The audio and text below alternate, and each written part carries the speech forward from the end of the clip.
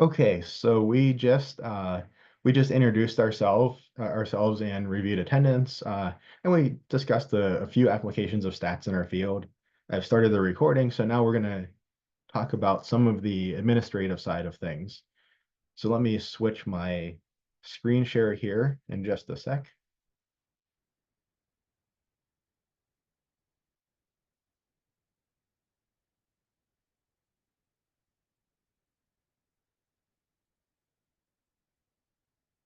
Okay, so now you should see uh, Chrome up with our Blackboard site. So when you go to courses.ccac.edu, or you go to my.ccac.edu, the portal, and navigate to the Blackboard section, you should see something along these lines. I'm using a deprecated Blackboard site because I like this old version better than the Ultra version. Um, but so you'll have a little X up here or something, but it'll basically look just like this page here. And you'll see there are a few things posted already. There's the announcements, of course, with the Zoom link for today and so on. And throughout the course, I'll post announcements here and there about anything that comes up. Typically, I'll make announcements in our class meetings. If this was a fully online class, I would make announcements, more announcements through this Blackboard announcements feature, but most of the announcements in the class will be during our class meetings. But every once in a while, I'll post something here. We have some Zoom information. So just a little bit of a primer on how to use Zoom and what it is, as well as some links here. We have a test link if you are using a new computer, internet connection or something. This lets you test it out. We have the link for our class meetings.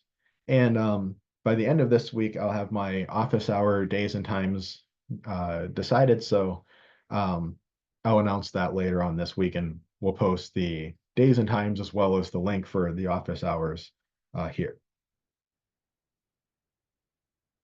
There are some useful websites as well. So we have some CCAC resources up here. Some folks miss this line. Sometimes on Blackboard, it can be tough to get the formatting the way that you want it. But this line here is where the link is for the YouTube playlist where the class recordings will be posted. So where it says found here, the word here is a hyperlink. So you just click that. That'll jump you over to YouTube to the playlist. There's nothing in the playlist now, of course, because this is our first class meeting. But today or tomorrow, you should see this meeting posted in that playlist. And then that's where the future class meetings recordings will be posted. If you want to jump ahead at any point, you can poke around on my page and my YouTube page, and there are recordings from previous semesters stats classes. So if you wanted to jump ahead and you can go back there, find whatever the next topic is, and watch the recording. That's also available. I generally leave them up. And some other free math resources if you want either just to kind of review a little bit of the background material. Something like Math TV or Patrick JMT are good resources, or if you want to have a different perspective or a little extra practice on stats material, Khan Academy can be a good supplement as well. There's also a Coursera course that I strongly recommend folks sign up for. Coursera is a MOOC. It's a massive open online courseware site. It's a reputable one. It's not some crazy one. And you can take these courses for free. They will, ask you if you want to take it and get a certificate and pay for it, but there's always an option to just like audit this course. Sometimes the link can be a little bit small, or they would rather you pay for it, but you can always just click audit this course. And so some things like grading homeworks or giving you a certificate at the end of it won't be available, but you can get the information for free with the audit.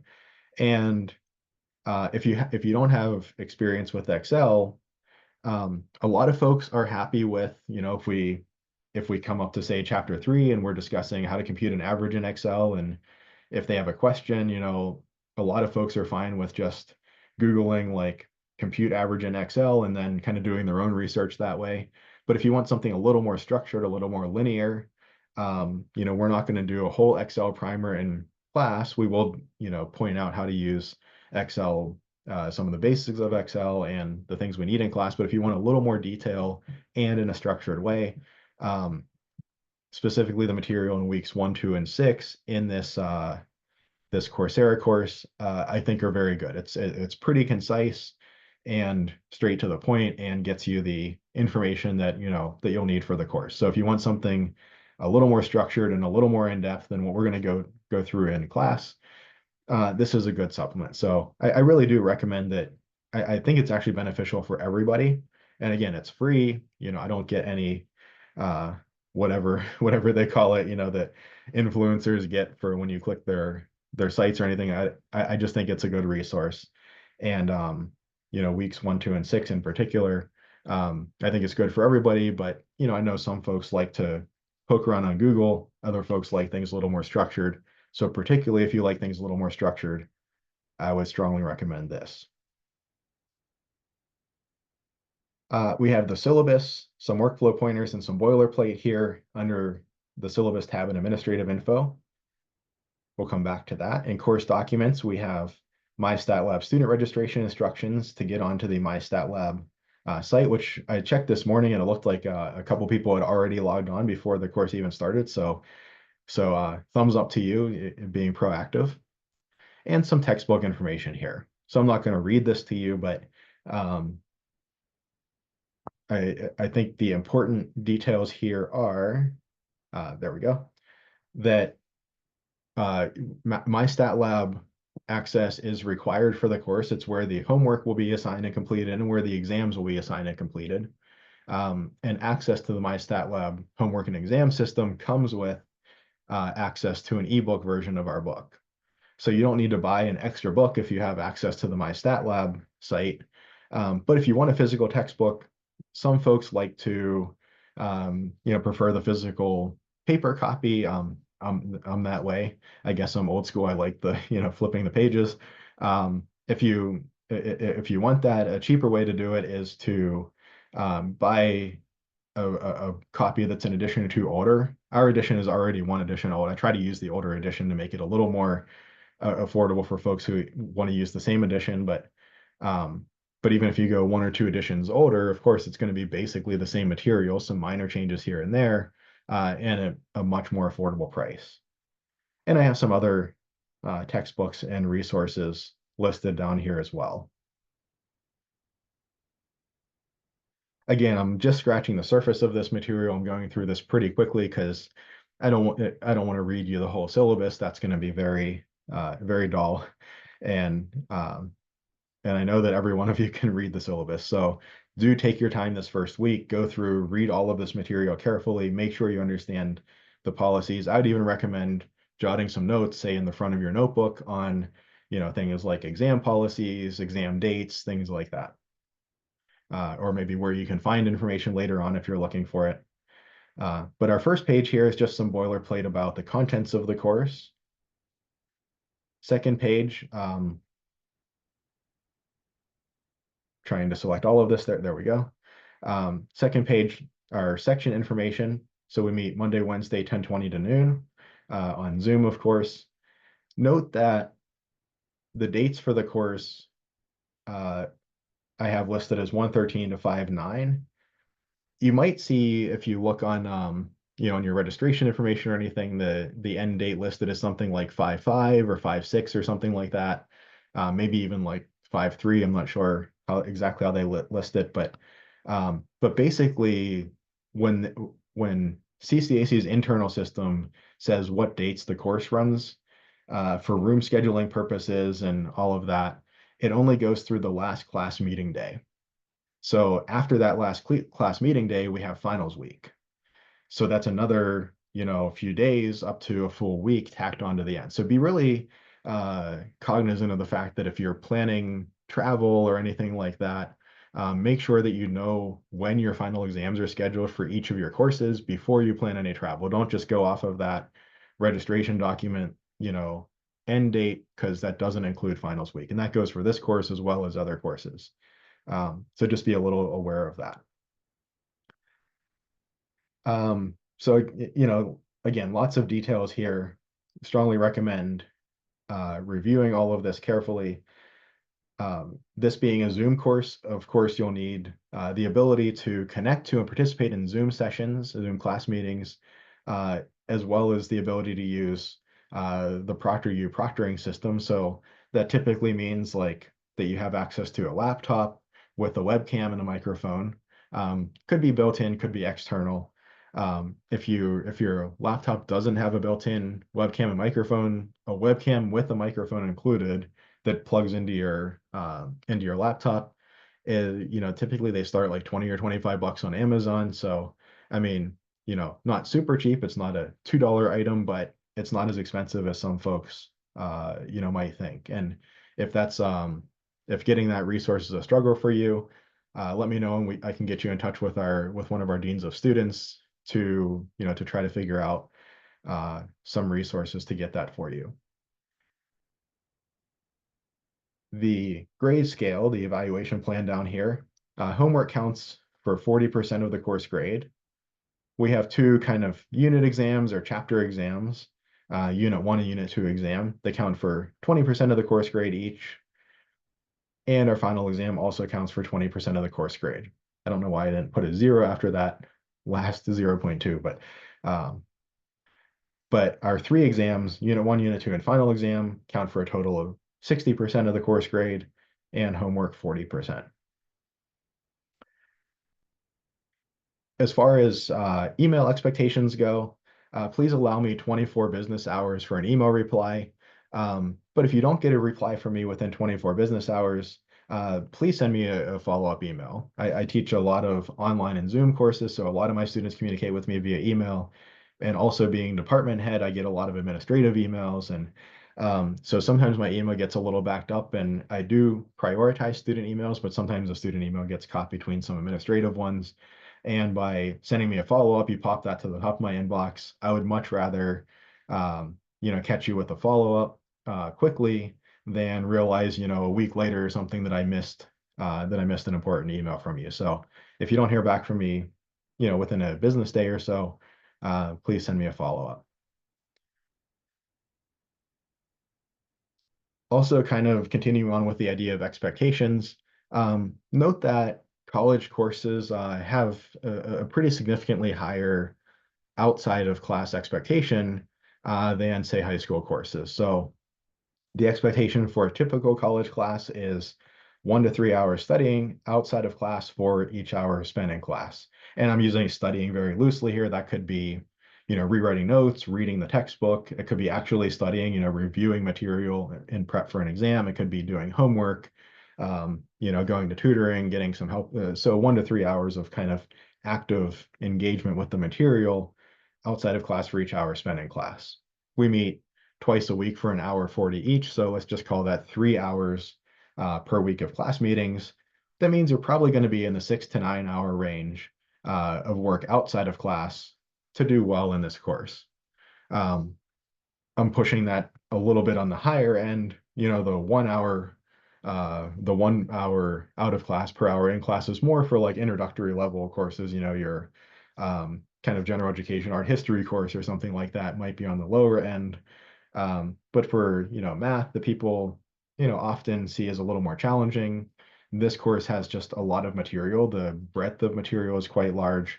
And, it's the kind of, just math in general is the kind of subject where things build on one another and you really have to keep up with it. So we usually lean towards the upper end of this, somewhere 2 to 3 hours of work outside of class per hour inside of class, or about, 6 to 9 hours, or call it 5 to 10 hours of work outside of class, in addition to attending class to do well in the course.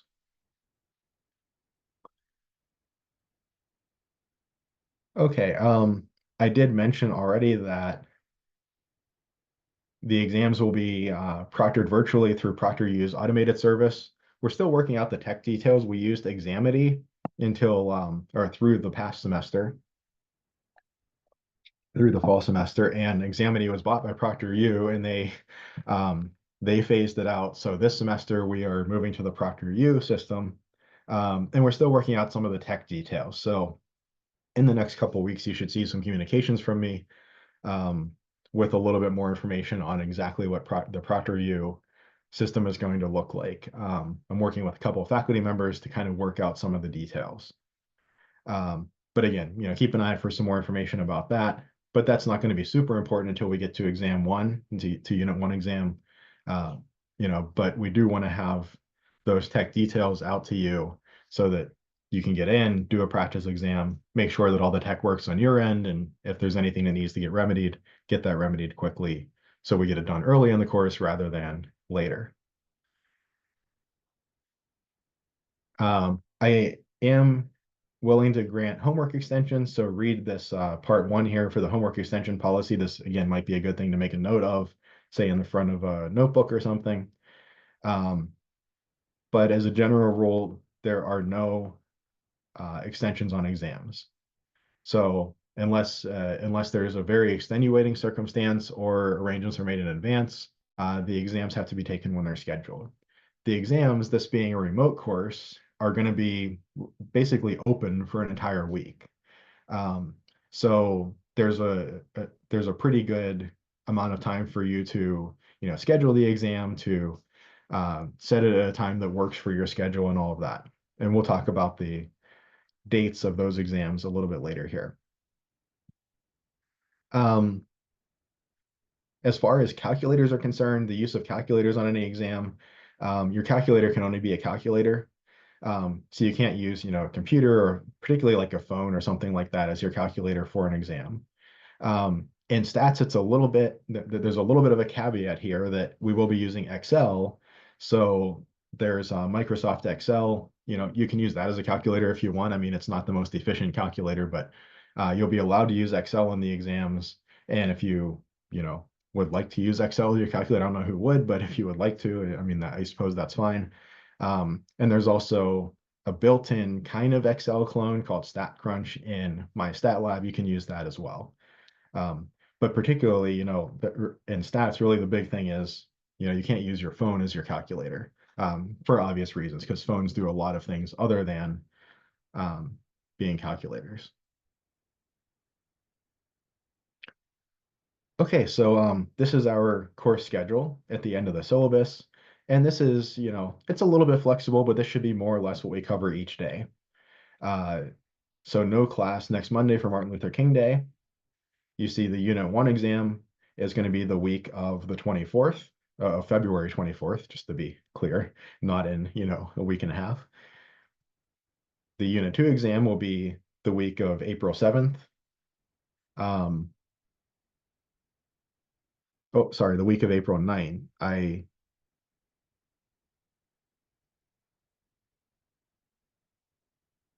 Okay.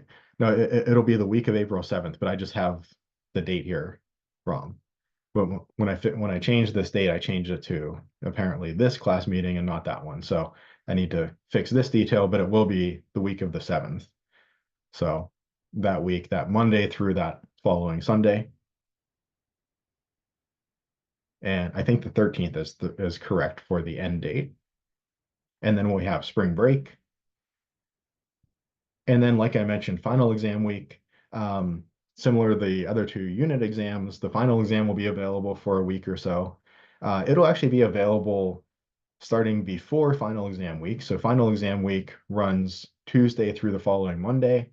But with this being a remote class, I don't want to push us all the way back to that following Monday. So our we'll end our final exam window on Friday the 9th. And to give you a full week, including a weekend, because for some folks, the weekend works a lot better, I'll open it up actually the Friday before final exam week. So that'll be our final exam window, Friday the 2nd through Friday, May 2nd through Friday, May 9th, not December 9th.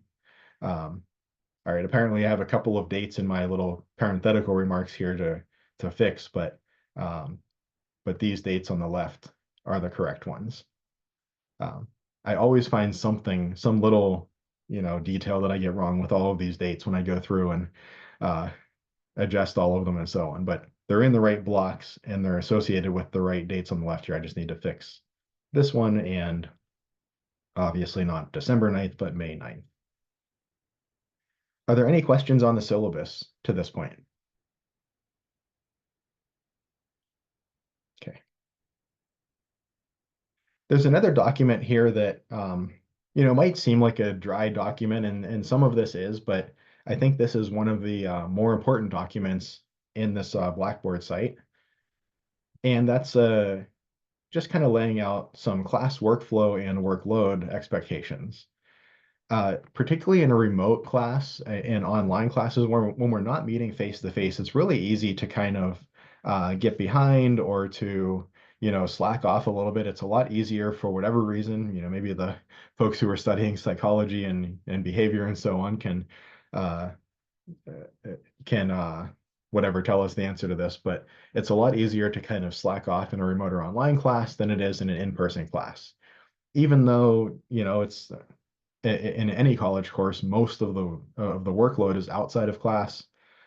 Just for whatever reason, it is easier to slack off in these classes, and that means a higher level of diligence is required and a higher level of planning is required week by week to kind of stay on track.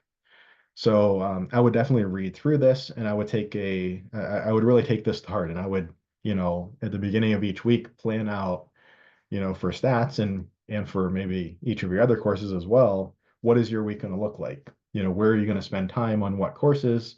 What are you going to do those days? Um, so that this gives you a little bit of an idea of what that workflow might look like, as well as what a typical workload might look like, how much time each week might be spent on different things. So um, so I would definitely recommend looking through, reading through this, and really taking it to heart and making this kind of plan, not just for our course, but for your other courses as well. And then we have all of our kind of boilerplate here as well. So these three documents together comprise the syllabus as a whole. But I, kind of pushed the boilerplate with all of this kind of general CCAC administrative stuff that our admins ask us to put on our syllabi. I kind of pushed that off to this third document just again, so it's a little easier to reference things, so you know that course related things are in the syllabus link. The workflow pointers are kind of like planning related things, and the CCAC boilerplate is kind of like administrative related things. In our course documents tab, we have the My Stat Lab student registration instructions. If you bought an access code from the bookstore, you might want to take a look at this bookstore print on receipt access code instructions. The details to get into the course using a bookstore code are a little bit convoluted, so this might help clarify things. But this My Stat Lab student registration instructions document will give you the information to get into our course. Note that there is an option for a 2-week free trial. So even if you don't have financial aid figured out yet, or you don't have access codes figured out yet, I strongly recommend that everybody log in, create an account, get into the My Stat Lab course today. Do that right after class, or, this evening or something if you have another class right after this one. Get in there today, and you can use that 2-week free trial. You can just get in today, check that off your list. You've make sure the tech is working, make sure that you're able to get into the site, um, and you'll see when you get in, you'll see something like this. You can go into our course site, and you should see a display that looks more or less like this one. You won't see some of these things here at the bottom.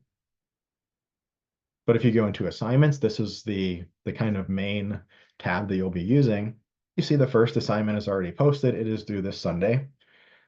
It's a really short assignment, not meant to be super challenging, just 10 questions from chapter 1, the kind of stuff that you can pretty easily look up in a glossary, or just go to the index, look up a term, or even just Google it or something like that.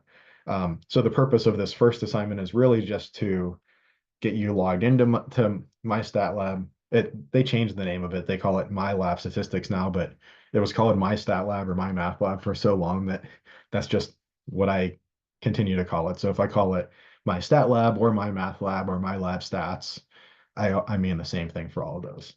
But the goal of this first assignment is really just to get you into the system, make sure that you know how to navigate to the assignments, that you know how to open the assignment and complete assignments and so on. It's pretty straightforward.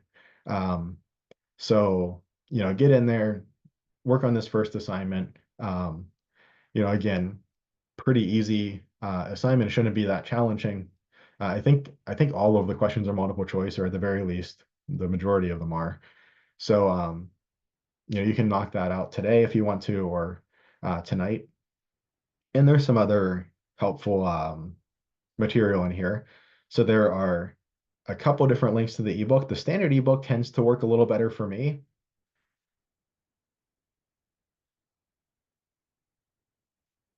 Waiting for it to come up. I have a lot of tabs open for all of this, so there we go. And this is, the same as the physical copy of the textbook, just in digital form. All right, so we can jump over to chapter 1 and, we could start reading through it just like we were reading through the actual book. Of course, there are nice functions that go along with these ebooks, things like the ability to search and so on. So, but there's also a link to an HTML ebook. For whatever reason, this tends to be a little more glitchy for me, but if it works better for you, go for it. Standard ebook tends to work a little better for me. And then there's this chapter contents where you can look in each chapter or section and see a bunch of, I'm looking for where the videos are.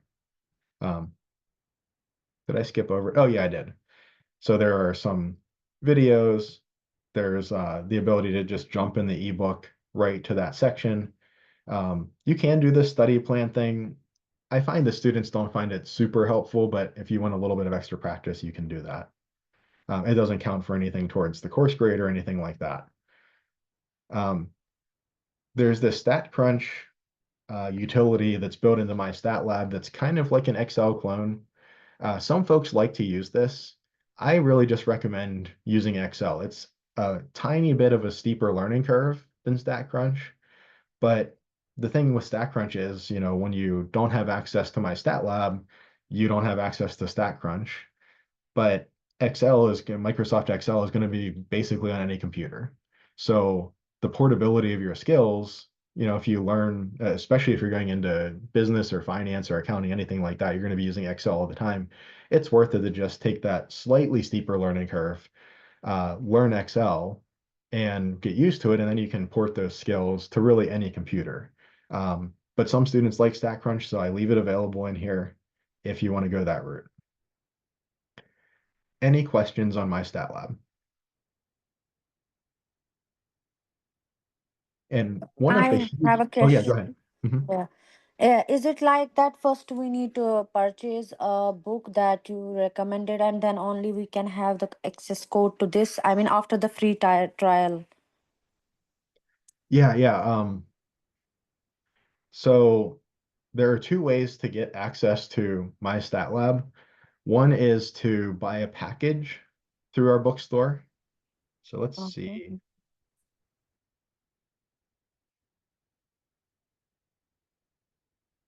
where is I feel like I spend half of my life closing random things that pop up on web pages that I don't want. So we go down here to shop by courses. We will go to South Campus, Math, and 165, and this is SC01, and find our materials. You could also go to the catalog,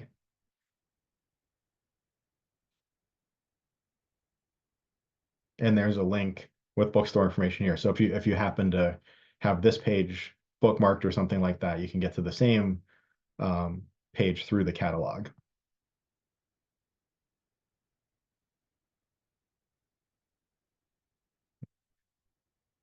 And oh, they actually don't even. All right, we've been having some challenges with the bookstore lately. There should be two options here, but so the one option is for just the standalone access card. This would be where you pay the bookstore some money, they give you a code, and that's where this bookstore print on receipt access code comes in. I think that's how they'll work this. But basically, that is just, oh, close one too many windows there. That is just access to the MyStatLab system. By the way, Control Shift T is like the best shortcut. It opens your previously closed tab. So I always close the tab and then realize I want it open again. So Control Shift T will open your last closed tab. And if you keep Control Shift T'ing, it'll go back through the tabs that you've closed. Um, but anyway, so buying just the access code will get you access to the MyStatLab system as well as the ebook. Um, there's supposed to be an option on here for like buying a physical copy of the book, maybe in loose leaf form or something that would come with an access code. But as a general rule, though, if you buy just the book, like if you go to Amazon or Half Price Books or Chegg or anywhere like that, and you buy the physical textbook or you rent the physical textbook, uh, as a general rule, that's not going to come with access to MyStatLab. You might get super lucky and get a book that comes with that access code with it, but chances are very likely that that's not going to happen. Um, so either go with the access code from the bookstore, or you can just pay Pearson directly. I think it's a bit cheaper, maybe like 110 if you pay Pearson directly. Um, but honestly, the bookstore package, when they package the physical copy with the access code, I mean the price goes up pretty substantially just for that physical copy. And especially when you can look at a copy that's a semester old or an edition old or something and probably find it on the secondary market for, I don't know, $5, $10. Um, I think that's probably the better way to go. Pay Pearson directly for the access, go with the with the used one edition older version of the textbook. That's probably going to be the cheapest way to get access to everything for the course. But you do need access to the MyStatLab, especially with this being a remote course. That's kind of the main homework and exam interaction between students and faculty. So after receiving the access code, how long can we use that My Stat Lab? Is it a lifetime or is it for some period? Let's see. Okay, so the one through the bookstore is 18 weeks, and some of the ones with Pearson are lifetime of edition, but if you bought it directly through Pearson, I would say, look at what they're telling you. So it might be, I mean, it's intended for one semester. That's kind of the goal is, to have access for one semester.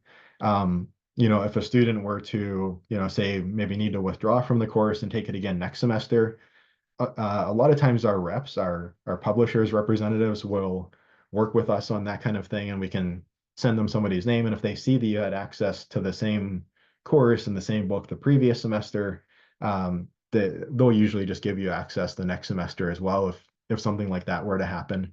But it's basically intended for one semester.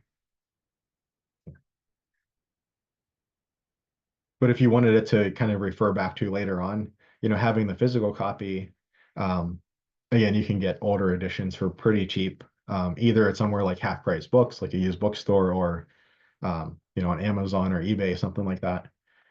You might even be able to find a PDF of an older edition online. Um, I don't really feel bad, mentioning that because everybody needs to have access to the ebook anyway. So um, it's basically just a more convenient form of the ebook. Any other questions to this point? All right, any other questions on the admin side of the course? Okay, so yeah, if you have a question on administrative things, chances are pretty decent that it's answered in the Blackboard site.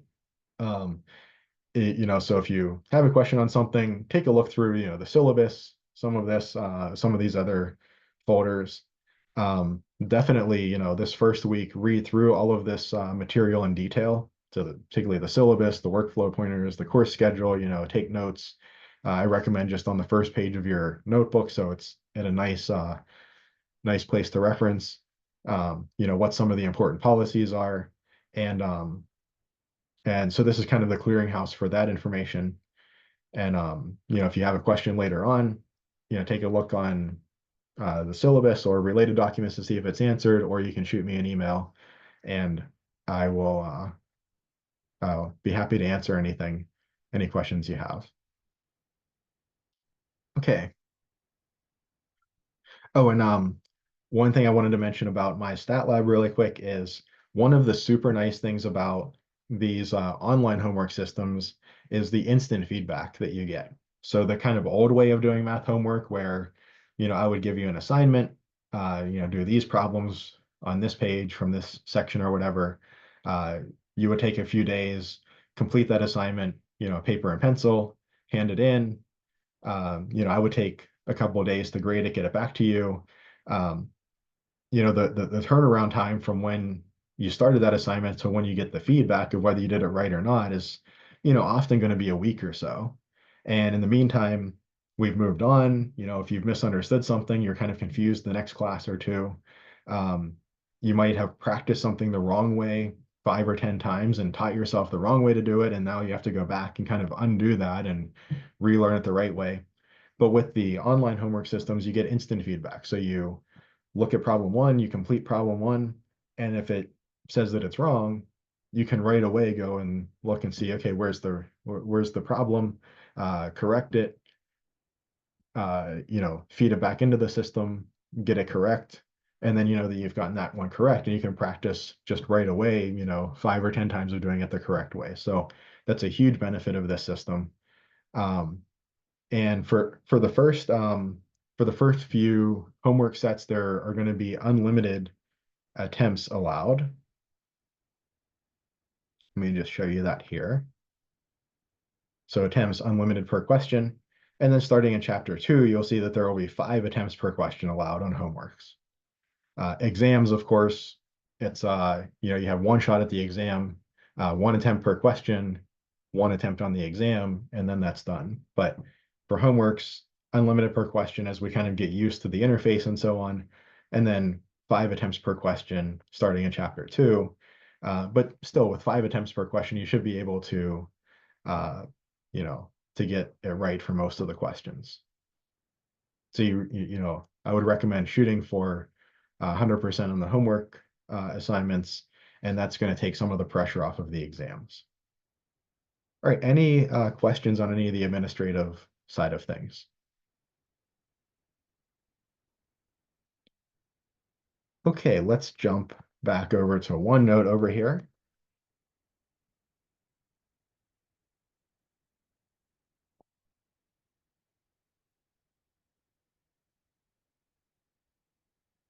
All right, now I would like to talk a little bit about just kind of college education in general. I'll try to keep this short. I could, I could go off on quite a few tangents here, but um, so some thoughts. I've kind of written myself a little outline so that uh, hopefully that keeps me on track. One thing that I think is important to realize when you're looking at completing a degree is there kind of are like 3 groups of coursework. There's what we all think of as the coursework, the program specific coursework. So if you're going for, say, a business degree, maybe like, a management course or, courses in business are your program specific coursework. Or if you're going for a nursing degree, like your actual nursing courses are your program specific coursework.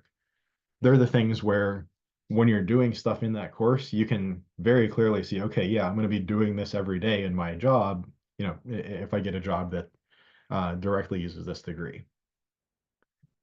There's also kind of program related coursework, and these are fuzzy lines that I've kind of drawn, at least in my head. There's like program related coursework. So if you're going for a business degree, maybe you take an accounting course. Right. Well, you're probably not going to be doing accounting as, say, a business manager, but you need to know enough about accounting that you can read a financial statement, you can read an income statement or a balance sheet, you can make a budget in a way that kind of makes sense. And then there's general education courses. So these are the things like, if you're going into a business degree, like maybe a humanities course, an art course, or a philosophy course, something like that. Or if you're going for a nursing degree, um, maybe this would look like your, literature course, something like that, where you say, okay, this general education, or sometimes what they're called are core courses, um, this doesn't seem to have much relation to my actual job. And I want to make an argument for why general education is important, and maybe a little bit to why program related coursework is important, right? Why don't we only teach program specific coursework and get you ready for your career as fast as possible and get you out the door? And I think the jumping off point for this is a quote from a movie called The Truman Show with Jim Carrey. A little bit of an older movie now, so I don't know if many of you have seen it, but the kind of setup for it is that there's this guy, Truman, Jim Carrey's character, and he's the subject of a TV show about basically his entire life. These cameras are all planted around him and everything. Um, so they just film him. It's like legit reality TV. And these people all over the place, all over the world watch this show just to see what he's doing on whatever given day. But the catch is that he doesn't know anything about it. He was born and raised in this huge, town, like under this huge dome, and every aspect of his life is controlled without him knowing it and recorded without him knowing it. And and at one point somebody asks, well, basically, why hasn't he figured this out in 30 years or however long he's been around there? Like strange things will happen and then he just writes it off, or they come up with, they tell the other actors around him like, oh, say this or do this so that to explain it away or whatever. And Christoph, the guy who's the like mastermind, like producer, director kind of guy, has this great quote, I think, where he says, "We accept the reality of the world with which we're presented. It's as simple as that." And I think that's the really, in my mind, the motivation behind the general education, the core curriculum, is every one of us is presented with a certain world just naturally based on where we grew up, what our family is like, the experiences that we've had. And especially these days, as the world is in a sense becoming smaller, we're interacting with folks with very different life experiences than us. It helps to be presented with different worlds, so to speak. Whether that world looks like a world that's on the other side of the globe, or whether it looks like a world that is just 5 miles down the street. There are lots of different worlds that different people experience. And I think general education helps us to see and appreciate those different worlds. Uh, and I think that's, that's really the difference between a degree and another credential that might be something like a certificate or something like that. There's nothing bad about certificates. If you go to a programming boot camp and, in whatever, 8 months or 12 months, you can be out and out of that and get a job in programming. If that's what you want and that's your goal, that's great. But if you want, a degree, if you want an AA or AS degree, or to move on to a bachelor's degree, or even a higher level degree, um, part of that is this general education core. It kind of irks me a little bit when people give the following answers, but I think there is some merit to these answers as well. Some people will say, some math faculty, when a student says, well, why do I need to take math? Why do I need to take math 108, let's say algebra, when I'm not going to ever solve a quadratic equation in my in my work? And some people say, well, it's kind of like mental push-ups, right? It makes you better at thinking logically or thinking analytically. I think there is merit to that. Uh, but the counter argument there is just, well, you could teach that in any course, right? Um, we could offer a course on, how to play Settlers of Catan in a very logical and reasonable way, and we could teach the same kind of mental push-ups thing. So I don't think that really gets at the whole answer. Um, there's the statement that, it is kind of strange in our society that if somebody was illiterate, was unable to read, we would look at that as, as something maybe not desirable. But if somebody's innumerate, somebody is bad at math, that's almost like a flex, right? Like people will say, oh, I'm terrible at math, and it's like a bragging point. So there's this strange, uh, disconnect there. Shouldn't we want to be as good at arithmetic as we want to be at reading and writing? Um, there's the argument for personal finance. So if you don't think that you'll ever use math in your job, you'll certainly use it when you're trying to figure out the terms of a car loan or a home loan, or decide which IRA to go for, whether a Roth or traditional, or what investments to make, or almost any financial decision is going to involve some kind of math, some kind of projection of the future, which might involve some statistics. And uh, so there's that's kind of a practical side of things. Um, so I think those are the kind of commonly given points, and I think there is merit to each one of them. But I think really the crux, really the underlying foundational argument in favor of general education is not those things so much as being exposed to different worlds. Accepting the fact that, or understanding the fact that there are different worldviews, different people with different experiences, different different areas of expertise that you could be exposed to, um, and that kind of makes you in some sense a more well-rounded person. I think that's what people really are trying to get at when they say, well, you want to be a well-rounded person when you graduate. I think the ultimate goal of college is to teach you how to become a lifelong learner. I don't think the ultimate goal of college is mastery of a certain body of coursework. That's an important goal. That's something that we would be failing you if we didn't give to you, and we would be failing anybody who looks at our grades as a credential if we didn't keep those credentials tied to the mastery of the course material. So if we were giving out A's for CE work for people who didn't master the actual material, we would in effect be lying to anybody who looks at that A and says, okay, I think that means this person has mastered that material. Um, but I think really the more philosophical goal of getting a degree is to become a lifelong learner. And this is becoming more and more important as our world changes faster from day to day than it ever has before.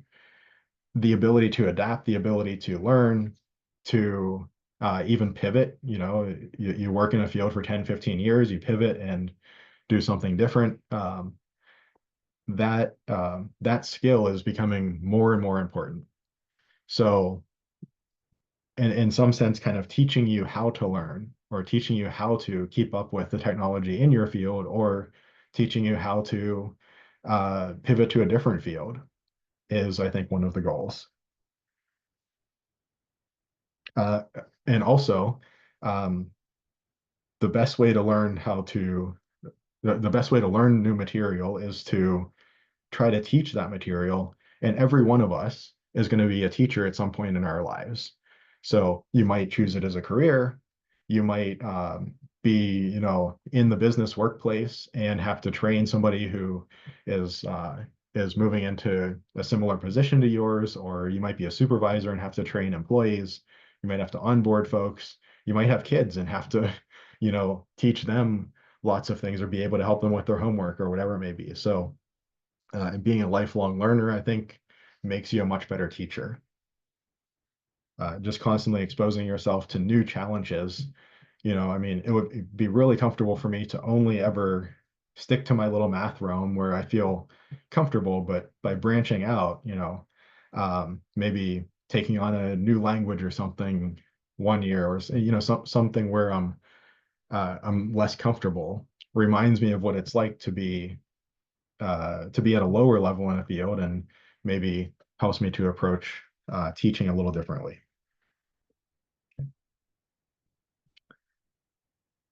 Kind of going along with this, looking at the bigger picture, success in a college course or in college in general is, I think, really as much about mastery of time management and expectations as it is the mastery of the coursework, right? If you really know the body of knowledge for a given course, but you can't demonstrate that knowledge on an exam, or you can't, complete the homeworks within a deadline. Um, a lot of students see that as kind of unfair or silly or something, that we still have deadlines, but in real life, uh, in almost any career you go into, That's the reality. So that's the other side of things. It's not just mastery of the course content, but also keeping time management and expectations in check, right? So for instance, there are no exam makeups. That's an expectation that's clearly set out. So be diligent about making sure that you build in enough buffer that you don't miss an exam. Um, or, there's a limited number of homework extensions and for a limited amount of time for each homework set. So make sure that you don't, blow that time period or use too many homework extensions and depend on them too much. Right? I mean, if you think that deadlines don't exist in the real world, well, try paying your taxes a day late. You'll find out very quickly how some deadlines are very rigid, some are a little less rigid, and some are pretty flexible. So that also comes into expectations, getting to the point where you have a gut feeling about which deadlines are very hard, which ones are a little flexible, but you probably don't want to push it, and which ones are a little more flexible, and which ones can be pushed pretty far. Again, talking about kind of the body of knowledge idea, in each course, there are maybe two different aspects. There's the body of knowledge, the material. So in statistics, maybe we talk about an average, here's how you compute it, versus the method. What's the kind of philosophy behind it? What's the way of thinking? And I think it's easier to focus on the material because it's a little more tangible and hard and right there. But the method, like, okay, I have this data set, I compute an average, I have, let's say, the average grade for these students in this class. Why do I care about that number? What does that number tell me? What might I use that number for uh, when I'm making decisions in the future? Right. So what's the body of knowledge that we want to know for that subject? And what's the way of thinking? What's the philosophy or the method behind that subject? And related to this is a question that um, I really think that there's benefit in each one of you writing down these two questions and maybe writing out a paragraph of what you think it means. I don't think that there's a right answer or a good answer really for either one of these.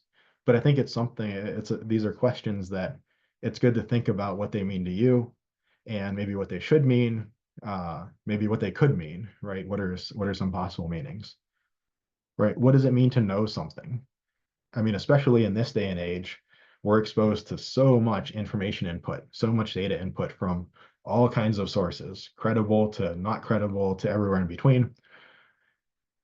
So we have lots of like little blurbs of data floating around in our mind, but when I say that like whatever I know that the sun is about 8 light minutes from the earth, like how do I know that? Right? Is that way of knowing something different than me saying that like I know what my name is, or I know that if the average is computed this way, and if I have this data set, then the average of this data set is this thing, right? What does it mean to know something in mathematics? What does it mean to know something in a history course? What does it mean to know something in a biology course? Um, and I think related to that closely is what does it mean to learn something? I think these are good things to just think about, especially this first week when things are a little bit less intense. It's more, administrative stuff, getting the ball rolling. The first week tends to be a little more intense on the instructors and less on the students, and then that changes as we get into the new material. Um, but maybe give a bit of thought to these questions because that's why you're attending these courses is presumably to get to know more things and to learn more things. Um, so what is that goal? What do those words actually mean that we use so flippantly and that I think are so deep? Um, and I mean, and again, don't think that you're going to answer this question definitively at all, and certainly not in one paragraph. There's an entire study of philosophy, entire subfield of philosophy, epistemology that talks about the theory of knowledge. What does it mean to know something? So, and there are people who will argue vehemently back and forth um, about whether we even can know anything, or what does it mean to know something, or what if you like know something for sure, but then you learn later on that it's wrong, or looking back you saw that it was wrong, right there.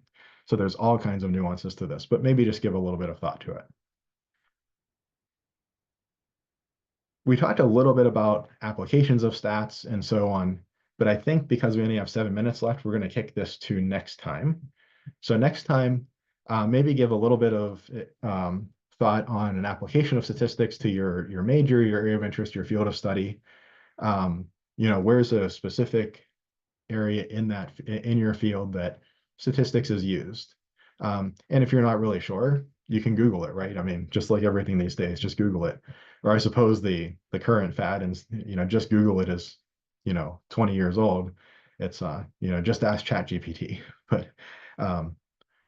But um, try to think yourself though, spend 5 minutes and think about, okay, in my field and my thing that I'm interested in, what are some applications of statistics? You can, browse through chapter 1 just to get an idea of some of what stats is if you're not really even sure what it is.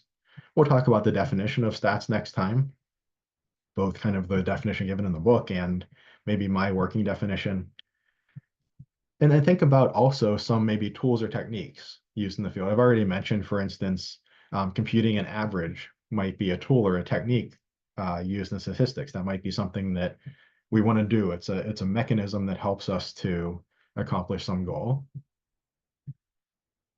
And an application of statistics, I kind of mentioned earlier, maybe in education, in planning our course offerings, our section offerings for the fall, maybe we want to look at historical data and project a trend outward so that we can offer the right number of sections so students have a good selection of choices for days and times. But so we're not offering too many sections and ending up having to cut them at the last minute. Any questions on anything from today? Okay, let me end the recording.